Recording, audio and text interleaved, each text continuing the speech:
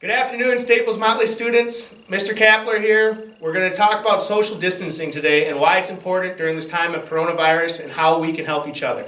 Mr. Spandl, what is social distancing? I'm not quite sure, but I know somebody who will know. Professor Novak, could you answer that question for us? What a great question to ask, Mr. Spandl. Let's take a look at my graph over here that I have. If you look over here, you can see we have one side that shows the number of people infected, and down here across the bottom, we have the amount of time it will take. If we don't practice proper social distancing, this brown arc or spike will show us what it will look like, which means we'll have a lot of people infected very quickly, over a very short period of time, which could be very dangerous for many people because we would exceed our line of available medical supplies, in the country.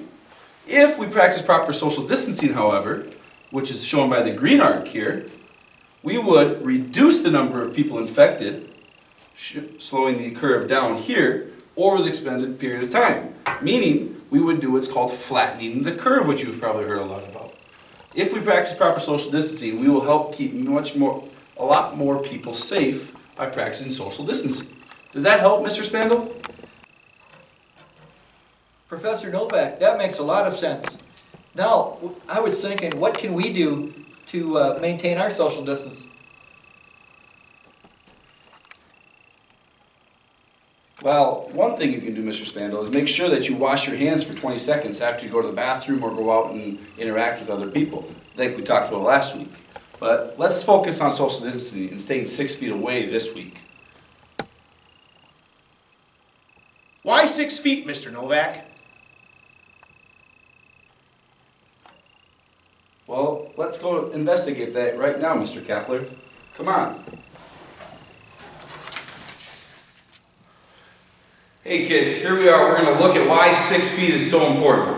As you can see, I have a ruler up here that shows 6 feet and why it's so important. Because when you cough or sneeze, spittle can travel up to 6 feet away from you. So remember, if you have to cough or sneeze, put it in your elbow, please.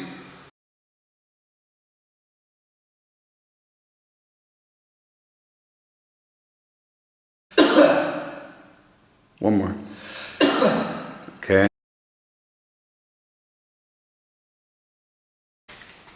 Cough.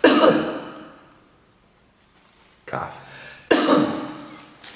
As you can see, for Mr. Spandl's cough, we have droplets very concentrated here, but they also reach way out here to almost 6 feet, which is why it's so important that when we social distance, we are roughly 6 feet or more away from those around us. Professor Novak, what does 6 feet in distance look like at home? Well, let's go explore that right now and give you some ideas of how you can tell if you're 6 feet away or not. Hey, Mr. Novak, is this 6 feet? No, that's not 6 feet, Mr. Spandl. Try again. Hey, Professor Novak, how about this? Is this 6 feet? No, that's way too long, Mr. Spandl. Try again. Oh. How about this, Professor Novak? Well, we're getting much closer, but I don't think you're going to have a hockey stick at home. Let's try one more time. Hey, how about the broom? That's just about right. A broom is usually just close to 6 feet.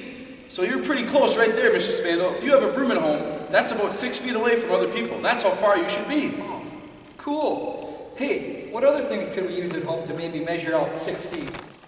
If you look over here on the floor, we have 2 hula hoops. Why don't you stand over there?